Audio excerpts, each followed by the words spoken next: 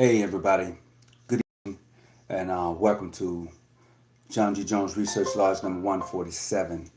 I hope everybody's doing well and your family. I hope that you've celebrated Juneteenth. I hope that you attended your grand session. Happy belated Father's Day to everyone. And I know it's late on the East Coast. It should be about 7:15, 7:30 here. Oh, maybe even a little bit later. So anyway, if you wake up and you find this video, I just want to say blessings unto your family, your friends, your loved ones, and people who are in your life. So tonight we're going to talk about are you free? Are you free? Tonight's subject is about are you free? And I chose that because we talk about Freemasonry on this show. We talk about ancient free and accepted Masons, free and accepted Masons, and modern free and accepted Mason, international free and accepted Mason. We talk about Freemasonry and the word free. What is that word free? What does it really encompass to be free? What is that all about when you walk around thumping your chest saying that you are a Freemason? What does it encompass? What does it mean? What does it bring forth? Because I believe that a lot of us miss a lot of intel on what it is to be a Freemason. And it's not about your jurisdiction. It is not about your affiliation. It is not about any of those two things I just named. We as people have brought that in to say that because you are not here or because you are not there, you are not necessarily who you claim to be. Well, my thing is who lied to you? Who lied to you and told you because somebody isn't where you're at that they're wrong? Who lied to you and said because somebody don't believe like you, they are wrong? Who has lied to you to put you against your own brother? Somebody's lied to you. Somebody sold you Kool-Aid and it's poison and you have drank the poison. Who lied to you and said that you needed anybody to determine who you are in life? See, that word free, we take so for granted. I'm a Freemason, I'm free this, but how many are you willing to die to be free? Literally. How many are you willing to put yourself in harm's way for somebody else to have the privilege of really being free? Because that is what a lot of our ancestors did. Whether they remained in slavery, whether they fought to be free, whether they sprung an uprising, whatever they did, it was all about the family and being free. So for those who stayed in slavery and didn't necessarily buck the system, there was a reason why. We may not ever know the individual reason, but let's look at the totality of the whole thing about being free on this June 18th. This freedom of celebration. And before I go any further, I just want to welcome everybody who's coming on. Yes, I know it's late on the East Coast, I gotta take care of the family before I do anything, My son, he brought me this shirt. He said, the man, the myth, the legend. I kind of dig this. And I'm going to take him and put me a Masonic emblem right there on this shirt. I kind of dig this shirt. So please hit the thumbs up button, hit the like button. We who are members of the John G. Jones Research Lodge number 147, we try to bring topics that we want you to think. We want you to think freely, without an interruption, without someone really influencing what your thoughts are, what you are thinking. We want you to go out and get your own material, put it together yourself like a puzzle, and see what you come up with. And stop relying on someone else to give you information. See, that's what freedom is all about, in one sense. It is not the totality, but in one sense, being free to think and to do and to go. We often talk about what we're born with. We're born with this type of freedom, But the thing is, you have to ask yourself, are you willing to die for the freedom you so claim to have?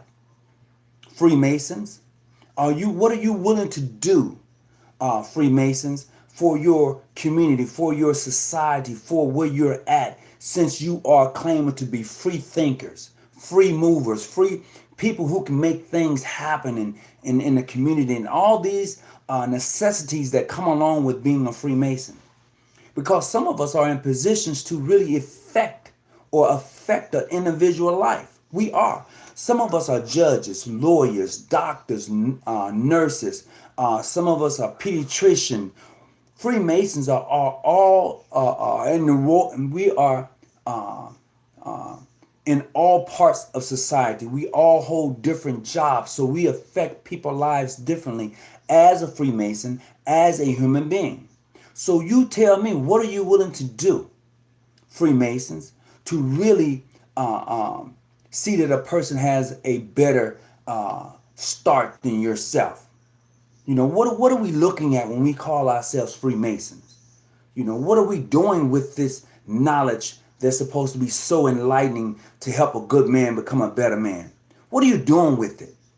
Are you turning your brother against another brother? Are you turning your sister against another sister?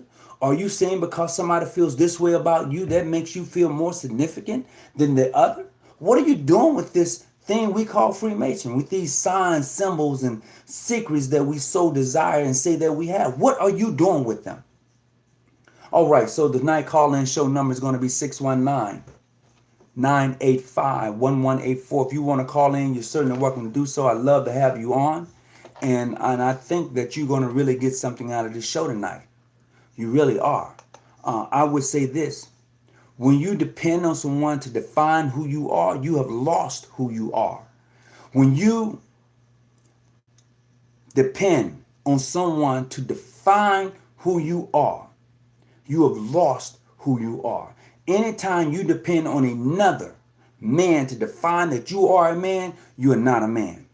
If you depend on another Masonic organization to define whether you are or are not a Masonic organization or a Freemason, you have lost being a Freemason. You are not a Freemason when you depend on someone to define that you are. If you have not gone through those rights and privileges of a jurisdiction that gives you those rights, then no, you're not a Freemason. I'm talking about the essence of someone defining who you are. And when you accept the definition of what somebody gives you or who you are, you're no longer an individual. You're no longer that person. You're no longer that free thinker. Because your dependent is based upon what somebody says about you. And this is what separates, I would say, I'm talking in regards to my jurisdiction for which I'm in. And this is what separates us. And when I say us, because we don't go by what someone else says that defines us as Masons. We don't. One brother posted in one of my videos. I'm gonna get to it in just a second. It was interesting. I mean, it was definitely that.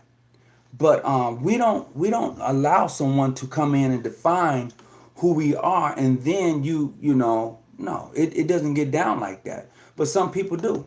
Some people do believe. I'm gonna move this a little bit. Some people do believe that they need someone to define who you are. And if you are that individual or that group of people who need someone to define who you are, then you're less than a person. I don't need my wife to define that I'm a husband. You may say, well, what are you talking about? You don't need, no. I'm a man first, period. A husband is a title that has been given by somebody, that you're such and such husband, or your wives, Come on, look at that thing. Look at it. Be an independent thinker and look at it for yourself. When you need a marriage license to find that you're married, follow the money. Why do you need a marriage license to define that you're married? It's just a contract. I can go all over the place, but I'm talking about Freemasonry, free thinkers, and are you willing to put forth the effort to really be who you claim you are, a Freemason?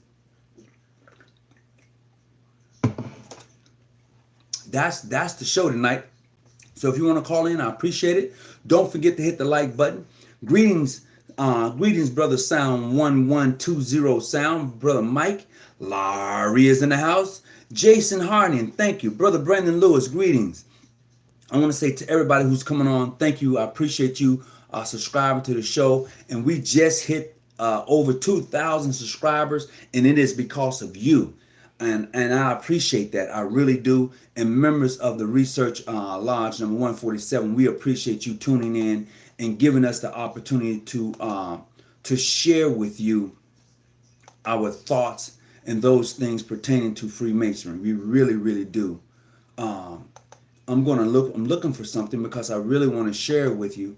And it was a comment that was made by a brother in regards to one of the shows, and he was pointing out some things that I really wanted to respond to, and I'm gonna check him out. Brother Alex Fitzgerald, if I'm not mistaken, he was that person, that individual, and he was breaking down some stuff. But I gotta find where he was putting it at. I gotta go and look for it myself and see exactly where it's at because I don't see it right now.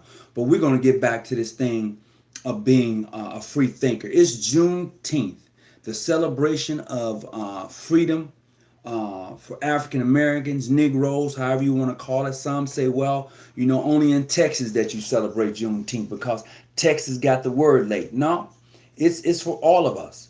If one of us is not free, none of us are free. Now, that's how I view it. If one of us is not free, none of us are not free. So my ideal of celebrating Juneteenth is the mere fact that those in Texas who got the word late, however they may, and let's include Mississippi, Alabama, them southern states, man. You got to look at that thing.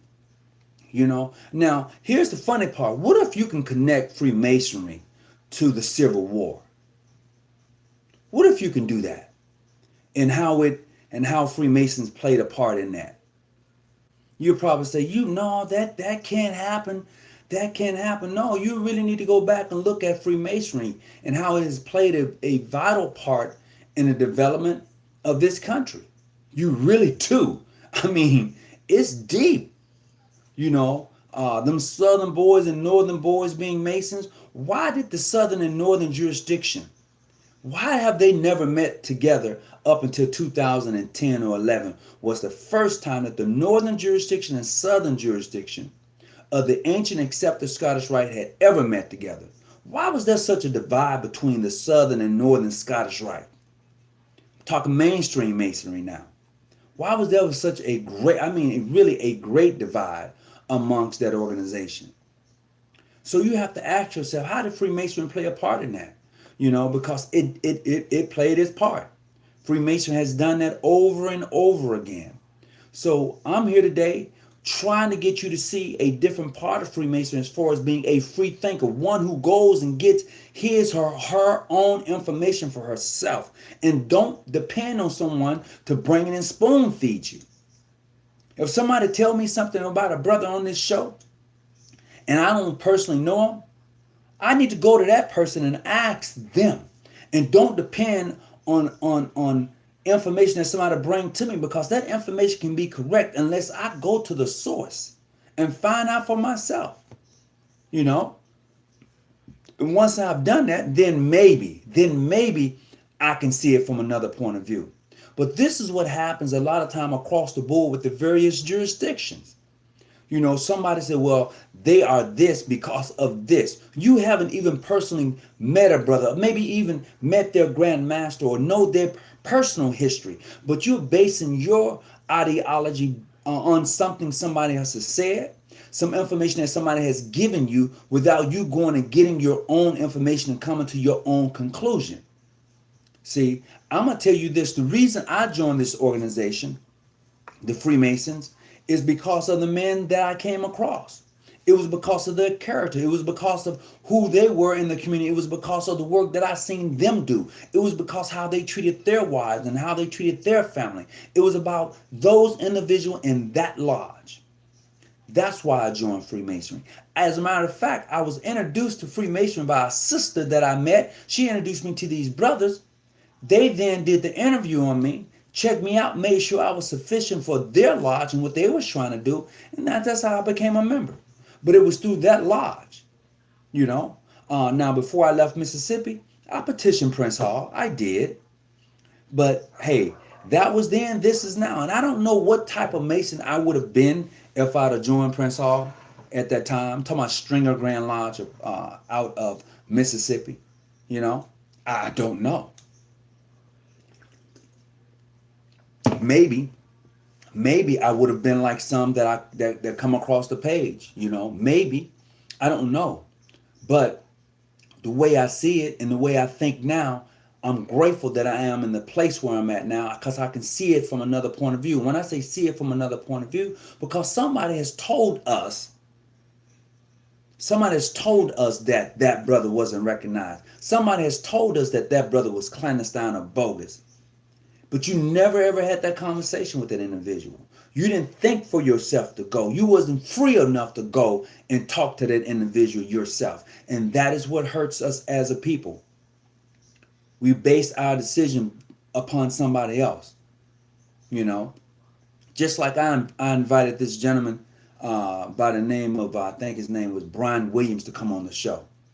You know, and he was like, no, I don't want to waste my time. But you waste your time going into my comment section and leaving comments, but you don't want to come on the show. And like I said, this show is working for, hey, if you want to come on the show, you're welcome to come on the show. That's what separates us. Okay?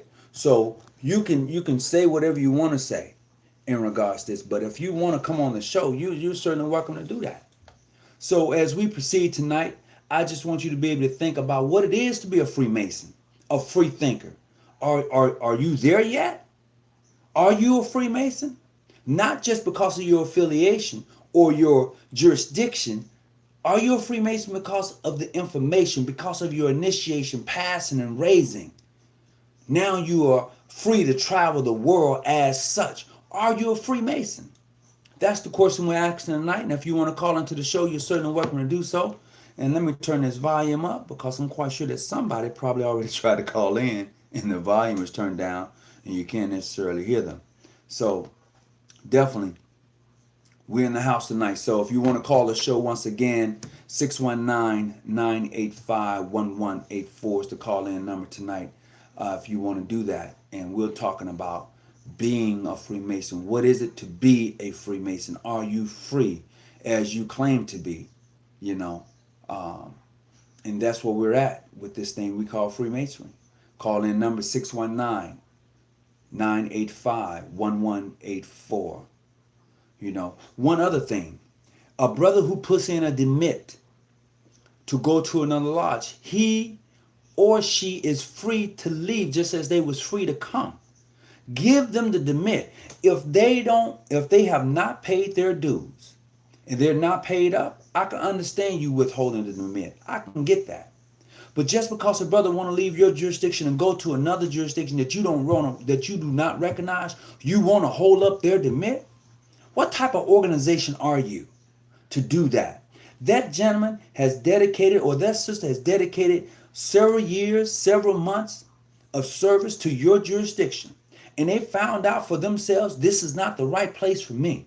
But their dues are paid up. But you're going to hold their demit because they want to leave. That's not how you're supposed to carry yourself as a Freemason or as a sister of the Order of the Eastern Star. And I say that because of the tenets of our profession. Okay? I say that because of the tenet of our profession.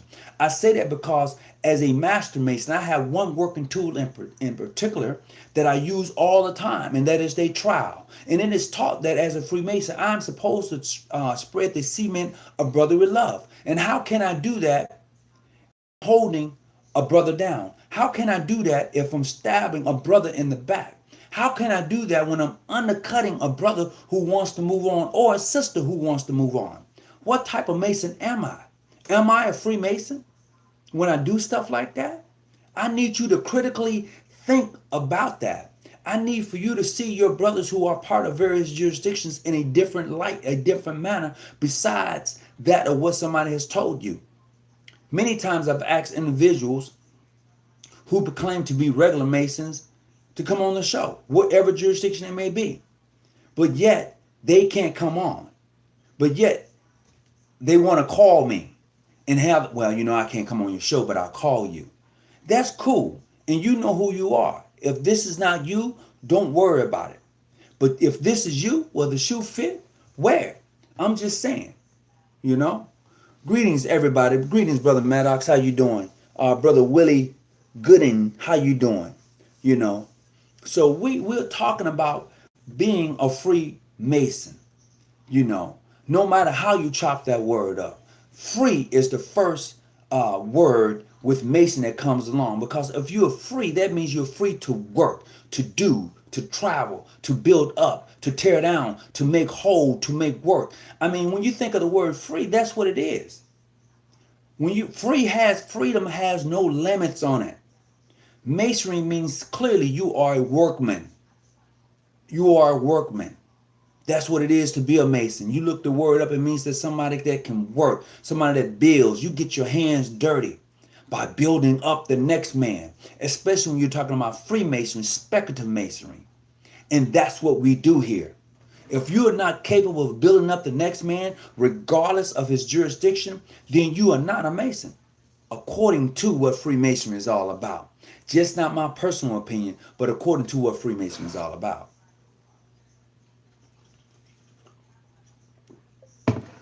So, welcome to the show, everybody. And I hope that you're getting something out of this, because anytime I come on, I definitely get something from each of you. So, I'm going to take a look at a couple of comments that came my way. And this comment right here is from Brother Alex Fitzgerald. And this is what Brother Fitzgerald has posted. Brother Fitzgerald stated, to my non-Prince Hall Masons, if you are really in possession of the required knowledge and secrets, all you have to do is communicate with the United Grand Lodge of England and request recognition. In addition, request communications from the Prince Hall Grand Lodge within your jurisdiction. As a Prince Hall Mason, I would describe us, the Marines of Masonry. Our pride and our dignity stems from the Masonic work accomplished by our current and past masters, in addition to the direction in which our time, money, and resources are dispersed. Second, I do not recognize you guys because you have not demonstrated a commitment to being recognized by the UGLE or the Prince Hall Grand Lodges.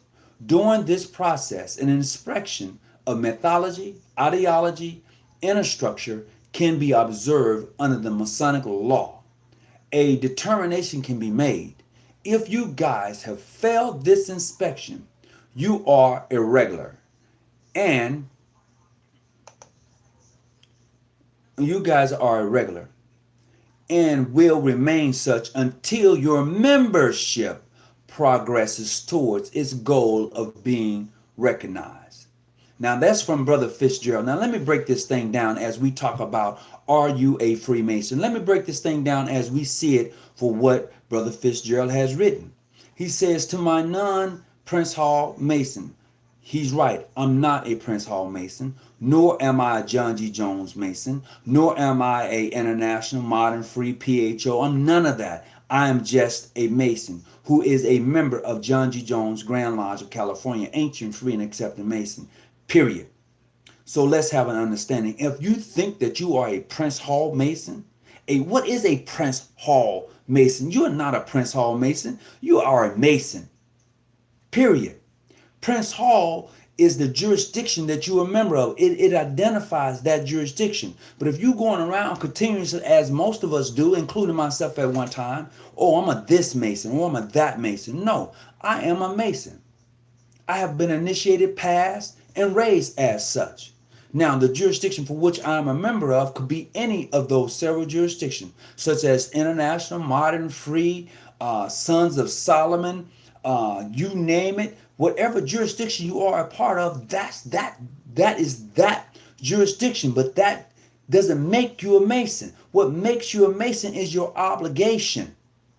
Okay? That makes you a Mason. If you don't believe me, open up your ritual and see. You know, that tells you clearly what makes you a Mason. Now, some of us get that confused a lot of times.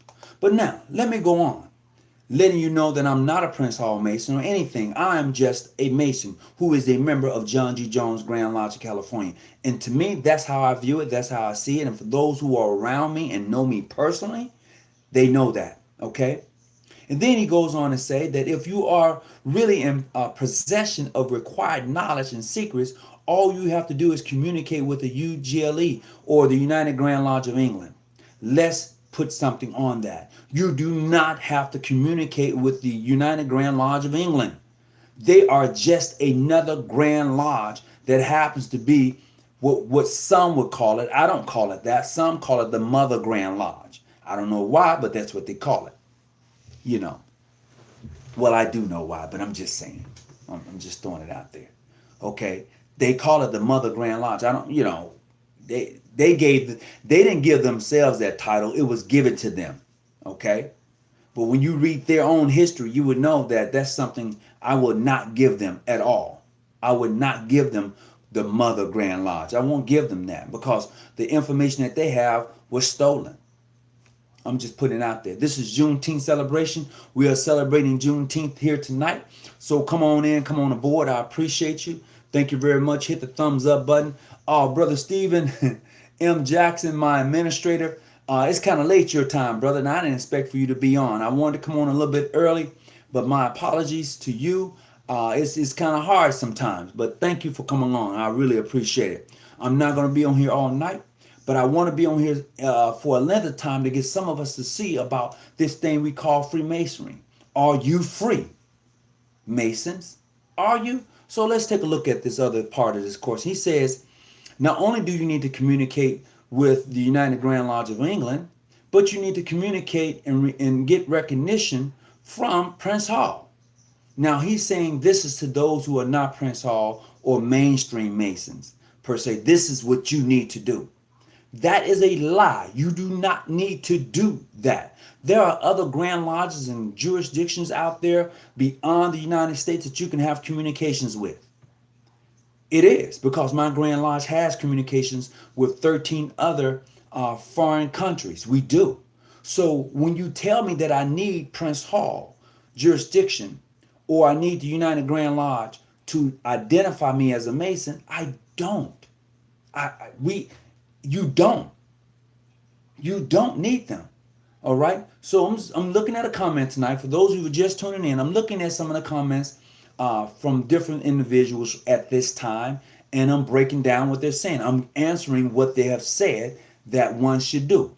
So he goes on to state, he says, as a Prince Hall Mason, I describe us as Marines of Masonry. Our pride and our dignity stem from the Masonic work accomplished by our current and past masters. In addition, I'm going to stop right there. He said that as a Prince Hall Mason, he's proud of that. And there's nothing wrong with it. I'm happy that he is. Every person who's a member of a jurisdiction under a Grand Lodge should be proud that they are a Freemason. And not only that, I'm going to include my sisters too. Okay? If you are a Freemason or a member of the Order of the Eastern Star, you should be proud of that. Okay? You should be, based upon the work that your jurisdiction does, your lodge or your chapter does. You shouldn't let anybody come in and say because you don't do this or do that. You should be proud of where you at. You should put in work to build your jurisdiction to make it one of the best jurisdictions around. That's what you should do as a Mason, as a member of the Order of the Eastern Star. Okay? Then he goes on to say, he says, in addition to the direction in which our time, money, and resources are dispersed. Look, if you are a Mason or an Eastern Star in the various jurisdictions, you know that you have done various fundraisers for other people, such as the homeless, such as school backpack drives, such as scholarships. We know that that is something that Masons do across the board, period. Whether your jurisdiction has 100 to 52,000 members, that is something that we as Masons has done across the board. Donate to the homeless, feed the homeless, scholarship funds. All Masons have 98.9% has done that type of work. So you telling me that this is the direction you're going and this is where you're at. All jurisdictions should be headed in directions, and the ones I know is definitely going in that same direction. Okay? Now you may be going north and other ones may be going south, but you're going. I'm just saying you're going. You're going. Sometimes you don't have to take the same freeway to get to the same destination. Okay. And then he goes on to say, all right, I do not recognize you guys because you have not demonstrated a commitment to being recognized by the UGLE or Prince Hall. Well, brother, we say the same thing. And when I say we say the same thing, I'm speaking specifically in regards to John G. Jones Grand Lodge of California. I can speak on that, okay? Because we haven't reached out to your jurisdiction to ask for amenity. I doubt if we will. We haven't done that, so the same thing lies here. See, that's a two-edged sword when you're talking about that recognition thing. It's a two-way street. It is a two-way street. All right, Turn Travel was not only the birthplace of Marines, but it was the Masonic Lodge, and Benjamin Franklin was the Grand Master, if memory serves me correctly. I don't know if Benjamin Franklin was a Grand Master or not. I do know, and I've heard of him being a Mason. Okay? All right, I can see that. On assumptions and not on facts. All right, I'm just reading some of the comments down. All right, so he says, during this process of trying to get recognized by the UGLE and Prince Hall, he says, during this process, an inspection of methodology, ideology, and inner structure can be observed under Masonic law. Well, what Masonic law are you referring to that can be observed under? Because in some jurisdictions, they don't want you to know their financial business, because that's part of the recognition term. They don't want you to know how many members they have on roll. Some things belong privately to that jurisdiction, and they don't want to share it with you. If you want recognition, it may be based on their rules, their regulations. See, just because my rules are something different, and your rules are something different, doesn't mean we can't have amenity. What governs me may not necessarily govern you. What's in your constitution may not be in my constitution. What's in your bylaws may not be in my bylaws. What we do and how we do it may not be the same way you do it. So that idea of seeking recognition based on those things is fraudulent in some cases. It is. And I would say in the case of John G. Jones Grand Lodge of California, when we are seeking amenity with Grand Lodges, it is based on friendship, brotherly love, and relief. We take those tenets, and let me tell you how we break it down. So we have a committee, all right? And in that committee, it is based upon that committee reaching out, writing a letter to another jurisdiction, formulating, meeting, and seeing, hey, what are we working on? Do we have things in common? How can we assist and aid each other in this thing we call Freemasonry? There are some other things that goes along with that, because we are on the same page as far as Freemasonry is concerned. We are on that same page. So we just have to make sure, is this a fit for us? Now, see, every jurisdiction got their own way of doing that. And there's no right or wrong way. Okay? There's no right or wrong way. Because what I do and how I do it, and what you do and how you do it, it may not match. It may not come together. But that doesn't say that we can't have amenity. It doesn't say that. It doesn't. But if two Grand Lodges agree to it, they do. So, let's go on. And then he says, if you guys fail this inspection, you are irregular and will remain as such until your membership progress towards its goal. Who sets the goal for your jurisdiction? The Grand Lodge sets goals for your jurisdiction. I would say in my jurisdiction, the Grand Lodge does. We set our goals. Now, the only way members don't know what the goals are, they don't come to grand session. They don't come to lodge meeting, and they won't get the goals of the jurisdiction. Now, in some cases, just here recently, we just redid our constitution and our bylaws, which are two separate things for us. And there we have our goals that are lined out. Now, if members of this jurisdiction has that, then they would know what our goals are, then there's no question about it. But some jurisdictions don't do it that way. Some jurisdictions have the constitution and bylaws together. Some don't. We call it our John G. Jones Masonic Manual or Masonic Code. That's what we call it. And we call it that because of the way it is written out versus our bylaws. You know? So every jurisdiction is a little bit different. You know? And so let me see some of the comments here.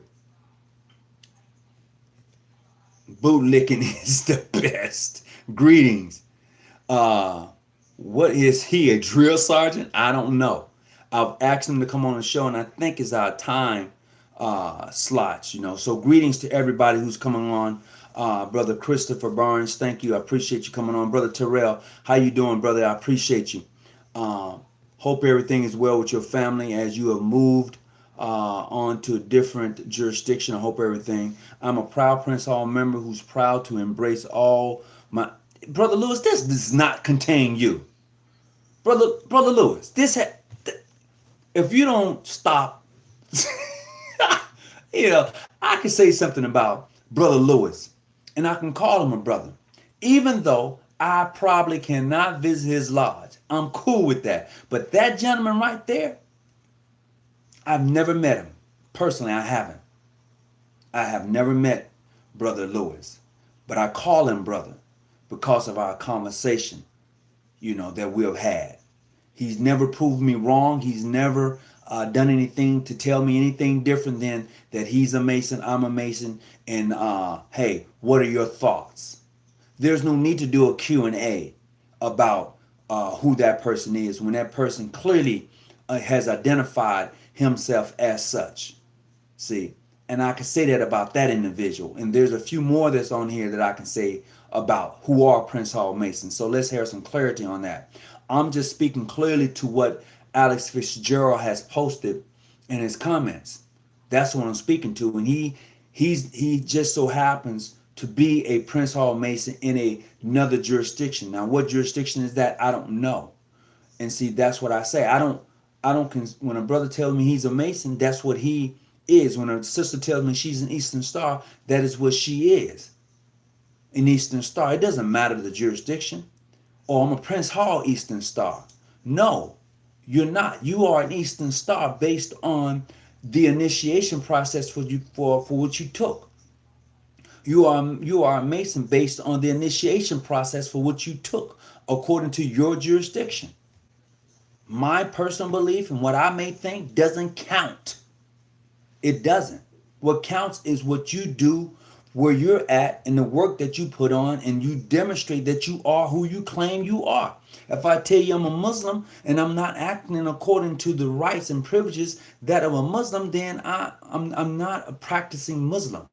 Same thing going for those who proclaim to be Christians. And for me, I know somebody wondering, I'm neither. I'm not a Muslim, nor am I a Christian, or any of that. No, I'm not. So if you want to go back and play it, I said it. Yes, I go to the mosque, and yes, I go to church. And just because you go to church don't make you a Christian. Just because you go to the mosque doesn't make you a Muslim. Okay? Let's have some clarity on that.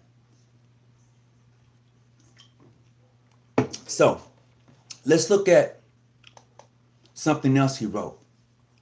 After I posted my response, he went on to say, I can't believe I can't believe I refuse. No, he says, I can't believe. I refuse to believe that you still sit in the back of the bus or deny a right to vote. Bringing forth a lawsuit for racism or discrimination. You mean to tell me you still separate bathrooms and fountains? All kidding aside, I have reviewed your many posts on Masonic recognition of John G. Jones and find it confusing. That's for you. I don't find it confusing, Brother Alexander Fitzgerald. I don't. And you've been on the page plenty of times. I don't find it confusing. You might, because you're not in this jurisdiction. So yes, it's confusing to you. But I'm in this jurisdiction. I've been on the committee. I don't find it confusing at all. And you go on and say, here's a man that even Prince PHA make notable claims of his Masonic fortitude, and no one under his lineage is willing to complete what he started. No, John G. Jones did not let me see how I want to say, under his lineage, did not go forth as you have claimed him to go forth and to do whatever you're saying. You said even under making notable claims of his Masonic fortitude, no one under his lineage is willing to complete what he started. What he started, he didn't start by himself. Okay? Whatever John G. Jones started, he didn't do it by himself. People put him out front, but he didn't do it by himself. No man becomes free by himself. Okay? Period. No man becomes a millionaire by himself. There are people who assist and aid in that person becoming successful in life. Nobody gets nowhere in life by themselves. I did it by myself. You didn't do it by yourself. Somebody found favor in you and gave you a loan for your home or your car, your school. Someone helped you along the way. You do nothing by yourself in this life. You didn't come into this world by yourself. No, you didn't. Somebody assisted in you getting here. Be it your mother, be it the doctors, be it your father. Somebody assisted you in getting here. You just did not pop on the scene, boom, I'm here.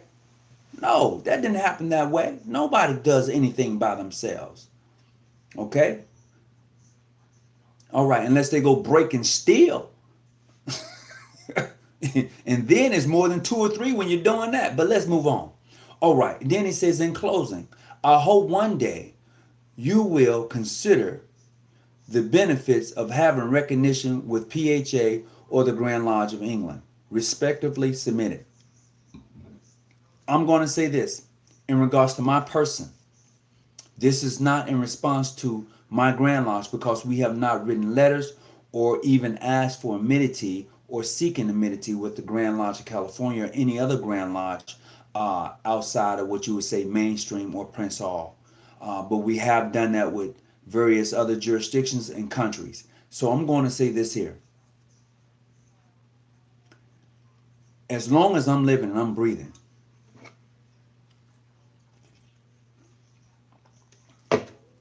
when my Grand Lodge decides to write a letter to the Grand Lodge of Prince Hall, California, asking for amenity or recognition by them,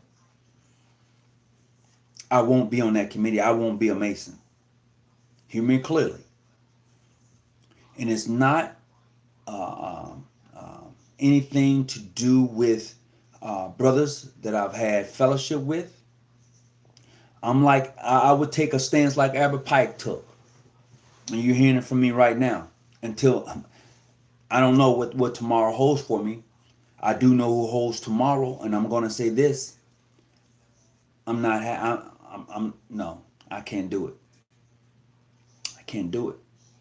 I can't do it. And I'm going to tell you why I can't do it. I can't do that because of what we have done to each other. Until we come to the table and rectify our differences amongst each other and begin to respect each other a little bit more than what we do, I can see that happening. But until then, that's not going to happen. Not on this end of the spectrum. I don't know about their end, but on this end, no, it's not going to happen. There will be no seeking of recognition. None. Because we are too hard on each other as far as coming to the table, sitting down, talking first. See, that's the first thing that needs to happen. And we need to stop saying that we're better than them. Ain't nothing wrong with competition. Nothing at all. But when you have put yourself in such a position to deem the other person to be dishonorable or disqualified for whatever reason, no, I'm not going down that road with you. I'm not traveling with you down that road. I don't care who you are. I can't do it. I can't do it until we begin to respect each other a little bit more across the board as black men, as Masons, as Eastern Stars. I can't do that. I don't see that happening. No time soon. You know, I probably got a good 50 more years left on this planet. All right. Then and just viewing what he's written, no. See, my thing is that I would rather, like he said, I refuse to believe you still sit in the back of the bus. I don't sit in the back of the bus when I own the bus. See, this is the problem that I have with some of us who are Masons and Eastern Stars. It is my problem, okay? It is not the problem of the jurisdiction. It is my problem. My problem is that we believe too many times that we need somebody else to identify, to say who we are. I don't need you to proclaim who I am when I'm already that individual. I don't need you. I don't need you to say, well, yeah, he is who he say he is. No, I don't need you. I already know. And in knowing that, I'm free to go as I please, uninterrupted. You know, that's how I feel about it. That's how I personally see it. No, I don't need you to identify who I am. If I don't sit in the back of the bus when I own the bus, that's the difference. See, here's another thing we got to look at. Black people, on this day we call Juneteenth, you know, on this day we celebrate. See, we had everything we needed, but we gave it all up to go and integrate with a group of people that didn't give a damn about us, that didn't care about us. Oh, I want to go into your store. It's so much cleaner than that store down the street. Okay, I want to go into your store and sit at your countertops, your counter. I want to eat the food you cook. Do you know what people do to your food these days? I'm just saying, too many times we want to give up ourselves to go and integrate with somebody. You name me another group of race of people that has ever asked the black community in the United States, we want to integrate with you. Name me one. I'm waiting. See, that's me. No, I'm not asking to integrate with anybody. I'm not asking to be accepted by any man. You either going to see it for what it is or you're not. But to have someone to identify you and say, yeah, he's a man. No, I already know I'm a man. I already know I'm a Mason, a son of a Mason. I already know that. I don't need for you to identify and say it when I know it. And this is what happens a lot of times. See? We have gave up our identity to integrate into a country that doesn't like us, and it still shows us today that it doesn't. If you think I'm lying, look around. We have given our souls to integrate into a system that doesn't give a damn and don't like us. We have fought tooth and nail to be Americans. They still hadn't accepted us. You know, they don't just call us American, they call us Black Americans, African Americans. I understand the terminology and how it's broken down, you know. But you don't hear a white man going around saying that he's a white American. He's an American. So why can't I just be an American? I was born here. Ancestors brought here on boats against their will, helped build this great nation. But I can't be an American. I have to be a Black American, an African American. But when you talk to those of European, Caucasian, they just say, I'm an American. They don't identify by their race. So I'm just saying, as a free thinker, as a Freemason, when are we going to just consider ourselves Masons?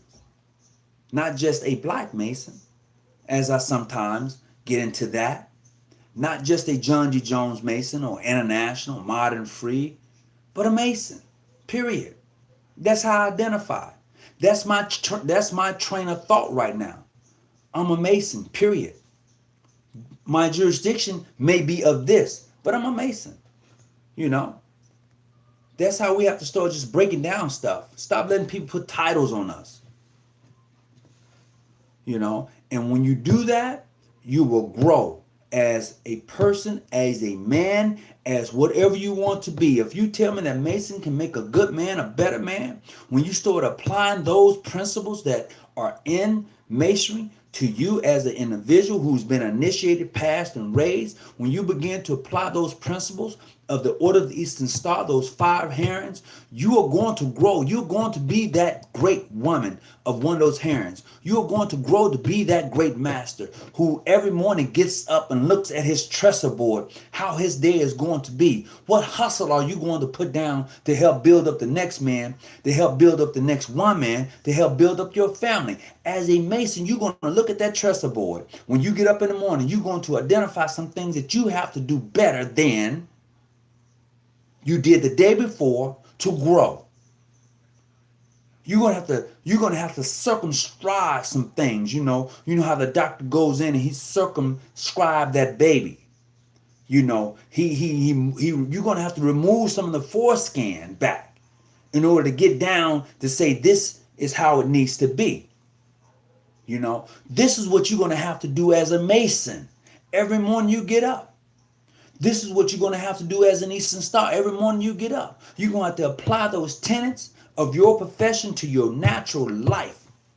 Speculative Mason, you're going to have to look at those instruments, those tools, those 8 emblems as a Master Mason that you have and put them to work. You're going to have to be like the beehive, as Brother Christopher Jackson says. You're going to have to be like the ants. Okay, you're going to have to be builders. You're going to have to protect that queen that's in your house. That mother, that daughter, that sister, that widow, that's who you're going to have to protect, as a Mason. Because if you're a workman, if you're a Mason, you got to have a trestle board. You got to be able to lay your work down and see it completely through. Every day you do that. Your journey as a Mason is not done until you have been buried. 6 by 6. Dead level. I'm just saying. That's when your work is done. Technically, ancient free and accepted Masons can call us PHA irregular. Only you, Brother Lewis, only you. Oh, man. I am ancient free and accepted, but I think we all fight the same cause. That one's true. Yep, everyone is clandestine to someone. Absolutely, that's a fact. Marine Corps at the lodge was also a bar. Oh wow. Some of us need reminders what our trial is for. Oh, no doubt about it, we do. That is true, we do. Malcolm Prophet, welcome to the show, Brother Malcolm Prophet. I appreciate you tuning in tonight, my brother. You said, I go to church and to the temple of holiness. So more it be. So more it be. Big Brother Hawkins, a blind dog can still find a bone. Oh my God, you guys got me on one tonight. Oh. So as we continue this thing we call Freemasonry, as we continue to walk about this journey of life, subscribing to brotherly love, relief, and truth, as we do this, let's just not walk past the next man or woman and not assist or aid them along the way, because somebody assisted you, somebody helped you, somebody did something for you to get to where you're at in life, be it good, bad, or indifferent. Okay, hear me clearly. Somebody did something to you in order for you to get to where you're at in life right now. And I say that because I look at myself first. I look at the man in the mirror.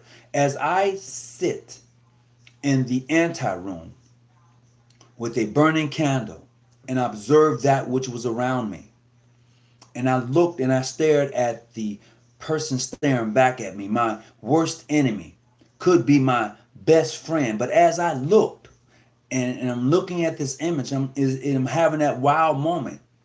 It's like, okay, so where do I go from here? Because I'm about to embark upon something that is totally new to me. See, this thing called Freemasonry is not for the weak. It is not. So you have brothers and sisters who come to lodge meetings. They say all the right things to get in. You've looked at their background. They fit what you're looking for. It looks good. And they get in and they're hot for about a couple of months, and then they miss a meeting. They come to a meeting. They miss 2 meetings. They come to a meeting. They miss 3 meetings. They come to a meeting. And then you don't see them at all. You wondering what happened to that sister, what happened to that brother that was so on fire, and then they just faded away. Well, a couple of things could have happened. Maybe, just maybe, they wasn't free enough to think. Just maybe the wishful master or past master put a clamp on their idea. Maybe they just weren't free enough to say, look, I believe that this will work better because I work in finances. And I believe that if I apply some of the knowledge that I have in finances, it would help your lodge to grow. Maybe because I'm athletic, and maybe because I can put together a girls and boys basketball team in the community to bring them out, to get them to do something a lot better than besides playing video games. Maybe because they're not hot like they used to, you shut them down. You put that water on their fire, and now all it does is simmers and smoke. And maybe, on the other hand, they came in looking for something. And they believed that Freemason offered that something to them. But because you cut that tree down, see, you don't really hear a tree fall in the forest. But because you cut it down, they was like, oh, I'm good. I'll just pay my dues. I'm good. No, I don't even want, no, I can find something better to do. This is why our membership drops off. And sometimes it can be because a brother, he just don't like the way things going. He wants to demit and go to another jurisdiction. And because you're pissed at him, you won't give him a demit. Because he said he's going to Prince Hall, you don't want to give him a demit. Give that brother a demit. Give that sister demit. If their dues are paid up and they want to go join Prince Hall, give them the demit. Let them go and be happy. Let them go and find and look and search and see what they can get from being there. Don't hold them down. If a brother is leaving Prince Hall and he's going to another jurisdiction, be it ancient free, be it international, whatever, give that brother or sister their demit. Okay? Why are you holding up their progress? Give it to them. Let them be. Assist them, as a matter of fact. Hey, no, we don't recognize them, but I tell you what, I know a brother over there, and let me give you his number. Why can't you do that? Is it that difficult? And that's the thing about being free. See, when you're free, you could do stuff like that. Oh, well, my Grand Lodge don't do stuff like that. Oh, okay, I understand. I ain't mad. You got to follow your rules and regulations of your jurisdiction. So, and when you do that, that's a good thing. I don't blame a brother or sister for following the rules of their organization. It's rules. It's there for a reason. If they say, well, Hawkins, I can't talk to you Masonically, okay, it's cool with me.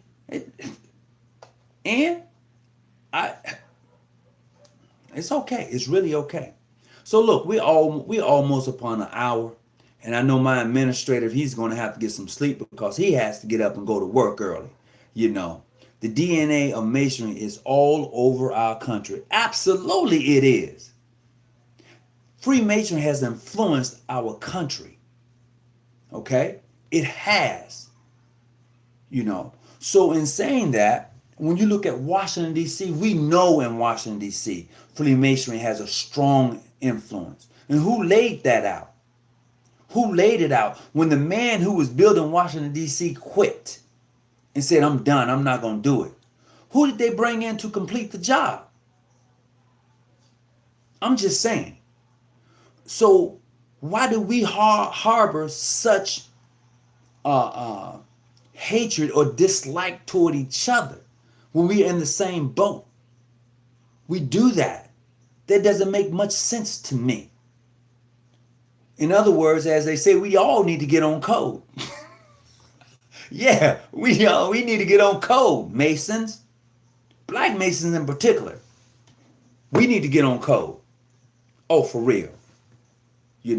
Because I'm a black man before I was a Mason. As I said earlier, we need to, somehow along the line, we're going to have to start growing and maturing and stop identifying our jurisdiction as as for who we are as a Mason.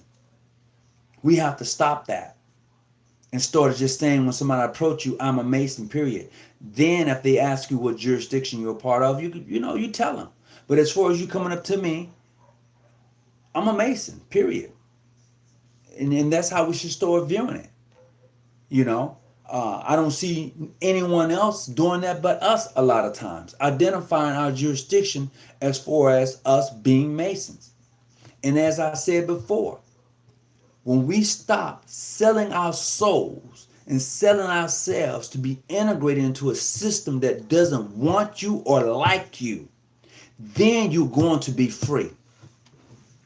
When you stop selling your soul to a system that doesn't like you or want you, that's when you're going to be free. If I'm lying, somebody said, "You lying." Because I don't think so. You are God, I am God. Horus, their father, and thy mother. Honor their father and thy mother, that their days may be long unto the land which the Lord thy God giveth thee. All right, appreciate that, Malcolm Prophet. Thank you for the scripture, brother. So, the reason why I don't agree with the civil rights movement. Oh, that's the reason you didn't agree? Well, you know what? I see some good out of the civil rights movement. But we sold everything to go into it. We gave it all away. Look, brothers and sisters, on this Juneteenth, just think about what we had as a people 50 years ago. Think about this here. There's a green book that we once had that told you when you traveling across this country, here are the places that you can stop as a black man or woman, as a family, and receive all of the dignity, all of the necessities of the hotel and everything. Here's where you can stop and be treated like somebody. But no, I don't want that. I didn't want that. So I want to go over here and be treated like somebody as much as they hate your stank. I'm just saying. They don't like you, but you gave it up. Our ancestors of long ago, those who was in that movement, they saw the movement for what it was, but I don't know if they realized what they did to us during that time. We could sit back and analyze it now. I was young at that time. We could sit back and say, damn, why did they do that? We could sit back and analyze all of those great leaders who fought for us to be part of this country because we built it. I can see it. But now, it's like, wow, why did we give up? Hospitals, movie theaters, we gave them all up. Restaurants, stores, we gave them all up. We did. To be part of a system that then we had our own taxi cab companies, our own bus companies. We had it all. We employed our own. We had our own communities, our own banks. We had it.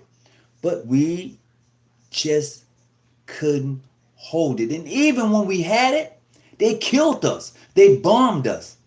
Oh yeah, they dropped a bomb on, the song. Come on. Even when we had our own, they didn't want to see us with it because they saw how we prosper. They didn't even want us to have it. So, in saying that, a lot of times our communities was destroyed from those who got jealous about what we was accomplishing. We didn't need them, but they needed us. Without us, this country is nothing. And Prophet Solomon said, what are you saying? I'm saying without the black man and woman, this country is not what it is right now. It is not. So when people talk about, I'm going to switch the subject. When people talk about reparations, that's a serious conversation. They gave it to everybody else, but they didn't give it to you. And if you understand the science, Freemasons, Eastern Stars, if you understand the science, as a mother, sisters, as a mother, for those of you who are mothers, everything that goes on in your system, you pass it on to that child. So if you are traumatized during your pregnancy, you're going to pass some stuff on to your kids. And this is what's been happening to us generation after generation. A lot of us hadn't gotten over the slave, being in slavery, being in captivity. A lot of us, our mothers was beaten in the 60s, those who was out front. A lot of our parents was terrorized. A lot of our uncles had to leave the city and move somewhere else because tomorrow John and them was going to come and hang him. So they had to leave. So if your mother was pregnant, and your grandmothers was pregnant, and your great-grand during that time, they passed it on to their kids. That is a scientific fact. That's no lie. A lot of us are still living with some PTS from slavery that's just been passed down. They didn't give us no mental health, no mental thing when we left and went and got and done. Hey, a phone ringing.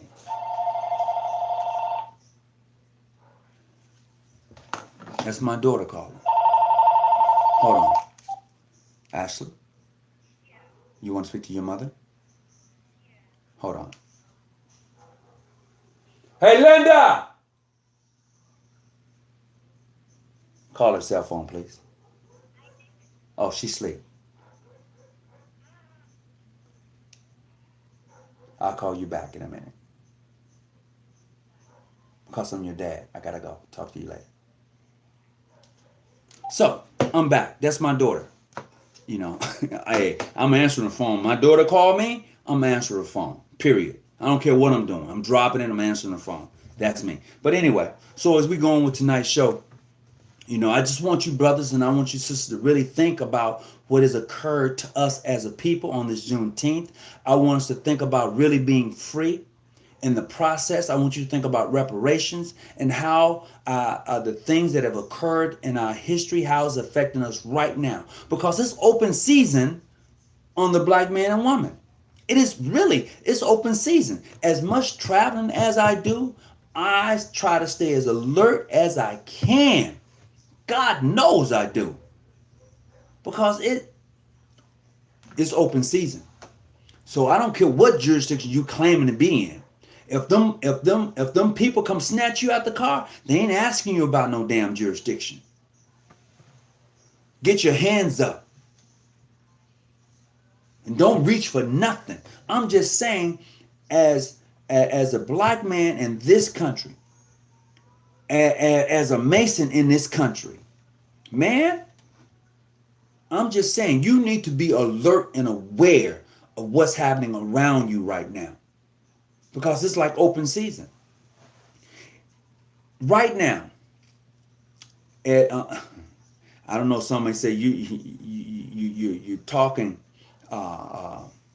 you're going back on some things you're saying. But right now, we need each other in this country right now, as a people. Period. We do. So this thing about jurisdictions and all of that, we need to really set it aside.